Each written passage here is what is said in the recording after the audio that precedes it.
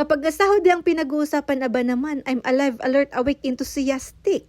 So, for the go ang maming milyonarya, kaya ayan, for the foundation na naman ang first one. Yung mga skincare ko ha, andyan lang sa may comment section. Nambudol agad, Charis. Siyempre, check muna ang panty kung hindi bakat, ganun. At ito na nga ang OOTD natin for today's video. Siyempre, yung damit ko rin andyan lang sa may yellow basket, okay naman andyan lang sa may comment section. O kung ka-size lang kita, mag-avail ka na, small lang ako. At andito na nga kami sa may pinakasikat na avenue dito sa Baguio, ang Magsaysay Avenue. Siyempre, pagkatapos ng Magsaysay Avenue, andito na nga kami kay Jollibee, na kung saan bida ang saya ni Arky ay naapo. At andito nga rin si Daddy Dandan at tignan nyo naman ang mag-ama, parang hindi nagkita ng 5 taon.